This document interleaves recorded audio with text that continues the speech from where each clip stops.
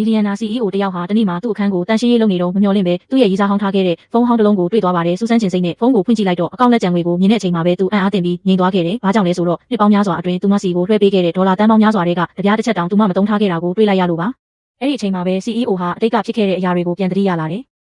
တခါတုန်းကသူကအမဲသားစားကျင်တယ်လို့ပြောခဲ့ဘူးလေ။အဲ့ဒီစကားကိုကြားပြီးသူရေးစားကသူ့မိဖြစ်တဲ့စကားမပြောနိုင်တဲ့မျိုးသမီးကြီးကနေတစ်ဆင့်အမဲသားပို့ပေးခဲ့တယ်ဒါပေမဲ့အဲ့ဒီနေ့မှာ CEO ကအရေးကြီးဖောက်တဲ့တယောက်နဲ့တွေ့ဆုံနေခဲ့တာလူတွေရေးစရာဖြစ်မှာစိုးလို့သူကရေးစားရဲ့အမေကိုမသိချင်အောင်ဆောင်ပြီးလုံခြုံရေးတွေကိုခေါ်ကားအပြင်ထုတ်ခိုင်းလိုက်တယ်ဒီဖြစ်ရကြောင်းကောင်မလေးကအရန်နာကျင်သွားခဲ့ပြီးသူနဲ့အကြီးအကျယ်စကားများခဲ့တယ်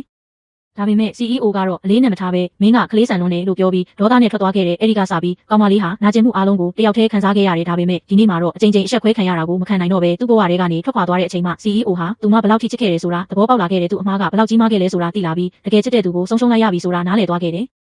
ဒါနဲ့ချက်ချင်းပဲအိမ်ကူစီကဖုန်းယူပြီးရေးစားဟောင်းကိုဖုန်းခေါ်လိုက်တယ်ကိုနေမကောင်းဘူးပြန်လာပါလားလို့ပြောလိုက်တယ်ဒါပေမဲ့ကောင်မလေးကအေးဆက်တဲ့အတန်နဲ့နေမကောင်းရင်စေးရုံသွားလေကျမကဆရာဝန်မဟုတ်ဘူးလို့ပြောပြီးဖုန်းချသွားခဲ့တဲ့ဒီစကားကိုကြားလိုက်ရတဲ့ CEO ကဒေါသထွက်သွားပြီးသူပြန်မလာမချင်းငါစေးရုံမသွားဘူးလို့ဆုံးဖြတ်လိုက်တယ်ဒါပေမဲ့ခဏကြာမှသူ့အမအိမ်ပြန်ရောက်လာတော့ CEO ကိုတတိလေးလဲကြနေတာတွေ့လိုက်ရတယ်အဲ့ဒါနဲ့ချက်ချင်းစေးရုံပို့လိုက်ကြတယ်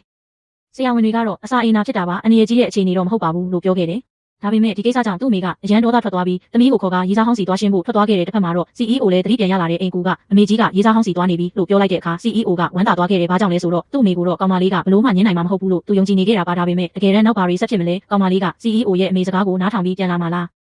ဒါမှမဟုတ်သူ့နှလုံးသားထဲကတကားကိုအပြီးတိုင်ပိတ်လိုက်ပြီလားဆက်လက်သိရှိချင်ရင်တော့ like follow လုပ်ထားဖို့မမေ့နဲ့နော်